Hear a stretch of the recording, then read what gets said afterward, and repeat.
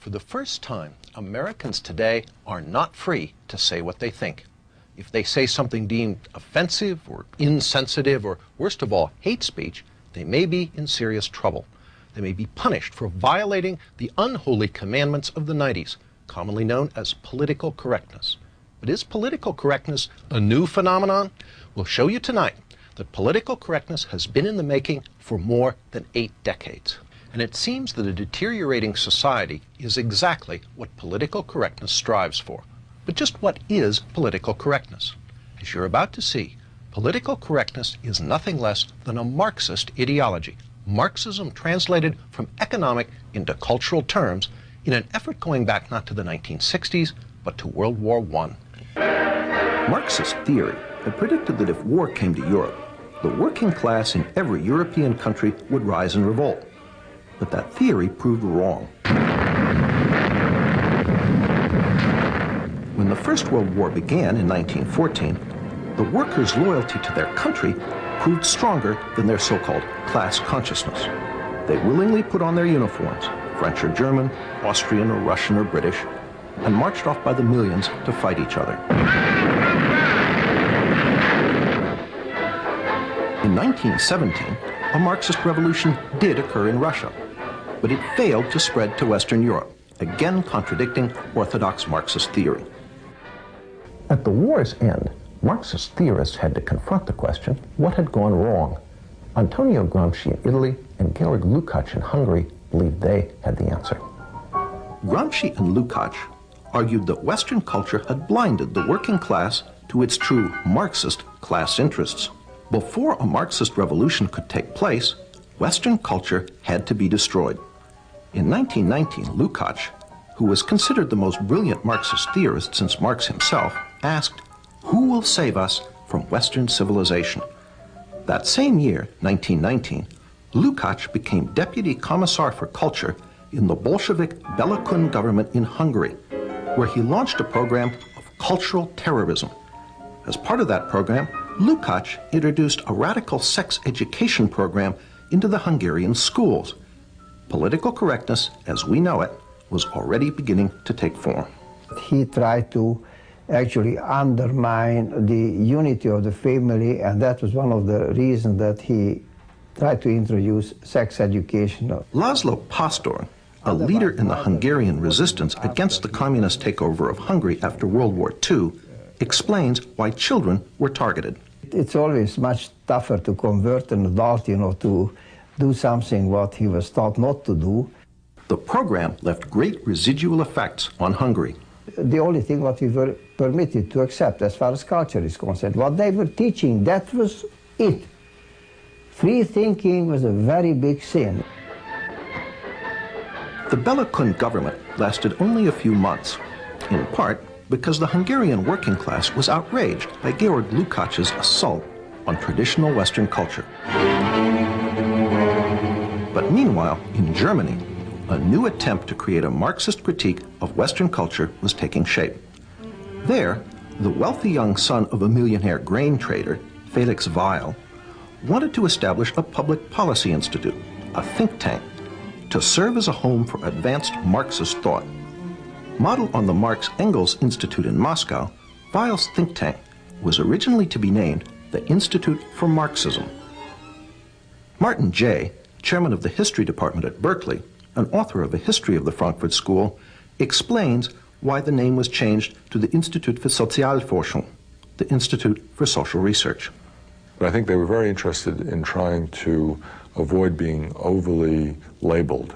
So it's a fairly bland name, the Institute for Social Research. The Institute was affiliated with Frankfurt University in Frankfurt, Germany, and in time became known simply as the Frankfurt School. The Frankfurt School formally opened its doors on June 22, 1924, but it had already held its first seminar on theory in the spring of 1923. There, almost 24 Marxist scholars gathered for what Weil, the sponsor, called a Marxist study week. One of the participants was Richard Sorge, later a famous Soviet spy. Another was Georg Lukács. Lukács' writings on culture were the basis for much of the program. Almost half of the participants in this Marxist study week would later be affiliated with the Frankfurt School. Following Lukács's lead, the Frankfurt School would be the vehicle that translated Marxism from economic into cultural terms, giving us what we now know as political correctness. The Frankfurt School's first director was an Austrian Marxist economist, Karl Grünberg. Grünberg's principal effort was to firmly establish the Institute's Marxist nature. In his inaugural address, which opened the Institute's new building in Frankfurt, Grünberg said, "It has been our intention here from the outset to maintain uniformity in the way we look at problems and go about solving them. I too am one of the opponents of the economic, social and legal order which has been handed down to us from history, and I too am one of the supporters of Marxism. In the new research institute, Marxism will from now on have a home." Under Karl Grünberg, the Frankfurt School worked mostly on economic questions and the labor movement, conventional Marxist subjects.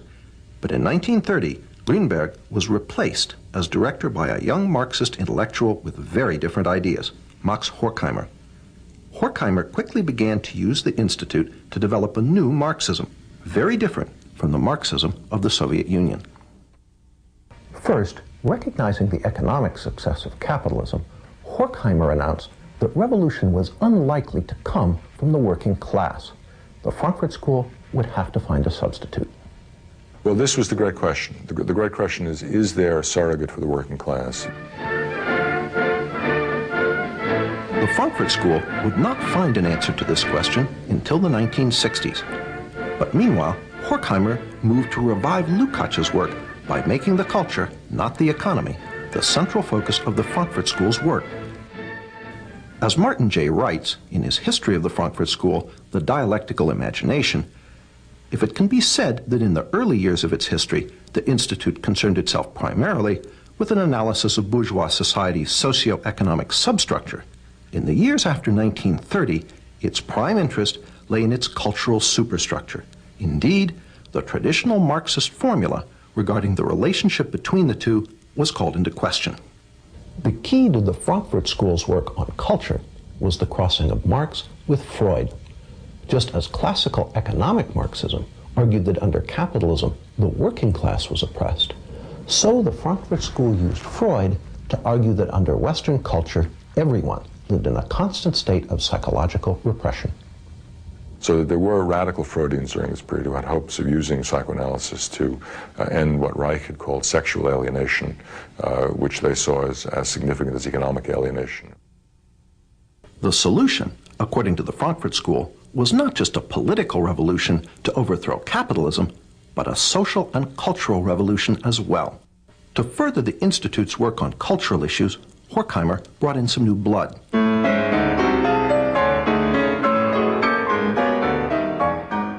The new members included a sometime music critic, Theodor Adorno. Martin J. sees this edition as critical. Well, Adorno is perhaps the most fecund and, I think, brilliant of all the members of the Frankfurt School. Another new member was Erich Fromm. Fromm, a practicing psychoanalyst, was noted for his radical Marxist social psychology. He pioneered the concept of sexual liberation and gender politics. According to Martin J., in Fromm's view, masculinity and femininity were not reflections of essential sexual differences. They were derived instead from differences in life functions, which were in part socially determined. Another piece of political correctness was falling into place. In 1932, Herbert Marcuse became a member of the Institute for Social Research. Marcuse would ultimately become the most important member of the Frankfurt School for the development of political correctness. In the 1950s and 60s, Marcuse would complete the translation of Marxism into cultural terms and inject it into the New Left. Martin J. sums it up.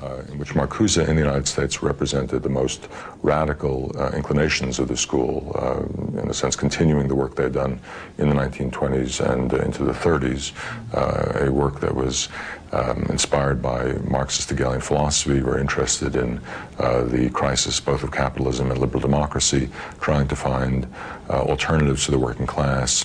As we've seen, the Frankfurt School, Marxist in origin, wanted to create a cultural revolution against Western society. And in the 1930s, they took their important first step. In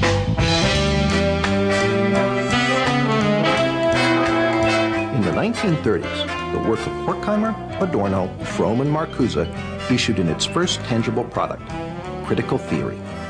The term critical theory is something of a play on words.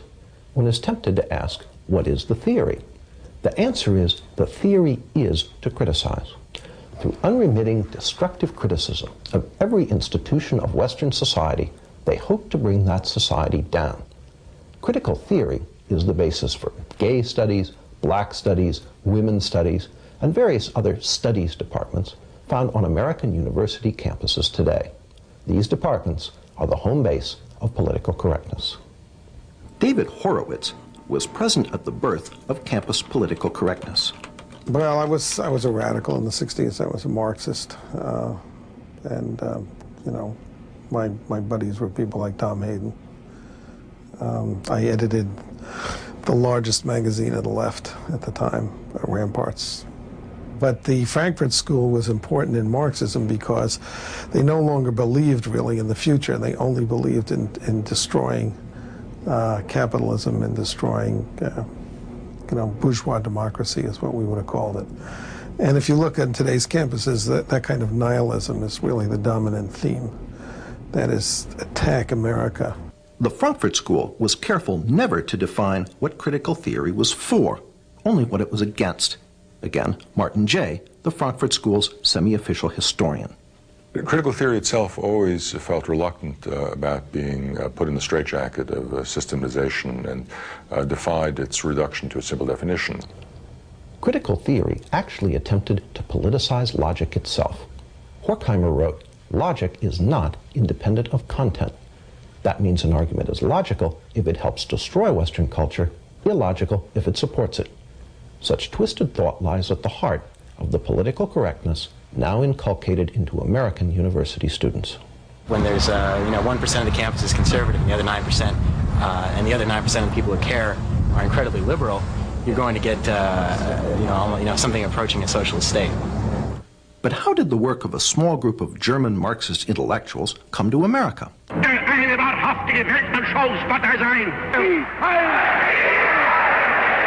1933, when the Nazis came to power in Germany, the Institute for Social Research fled. It fled to New York City, where it was reestablished that same year with help from the president of Columbia University. Once in America, the Frankfurt School gradually shifted the focus of its work from destroying German society and culture to attacking the society and culture of its new place of refuge.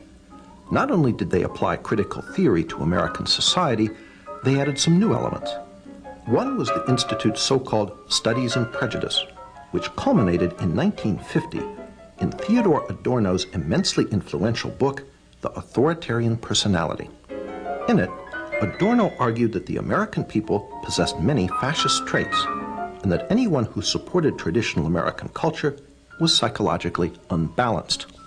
It is no accident that today, the politically correct are quick to label their opponents fascists and suggest that they need psychological treatment in the form of sensitivity training. People over profits! People over profits! The Frankfurt School even integrated political correctness' most fashionable cause, environmentalism, into their cultural Marxism, by way of Horkheimer and Adorno's book, Dialectic of Enlightenment. Well, they were very interested in what was called the domination of nature. Dialectic of Enlightenment in particular moved the emphasis away from economic domination to the species domination of the natural world, including, we might say, internal nature through psychoanalytic understanding of repression. So they were very keen on recognizing that we needed to have a more nurturant and a more, let's say, balanced relation between humankind and the natural world. After World War II, Horkheimer and Adorno returned to Germany, where the Institute was re-established at Frankfurt University. But not all the old members of the Institute returned.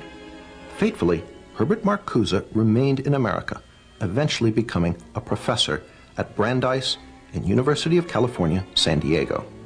Marcuse labored to finish the intellectual work begun by Horkheimer, Adorno, and Fromm in the 1930s. Marcuse, on the other hand, remained in the United States, and during the 50s and 60s developed some of their earlier ideas, merging Freud and Marx, interested in aesthetics and interested in cultural, let's say, tendencies towards what he would call negation, which were usable in a campaign to call into question the what Antonio Gramsci would have called hegemony of capitalist bourgeois culture. And Marcuse became, of course, the so-called guru of the New Left. It was Marcuse who finally answered the question posed by Horkheimer in the early 30s. Who could substitute for the working class as an agent of revolution?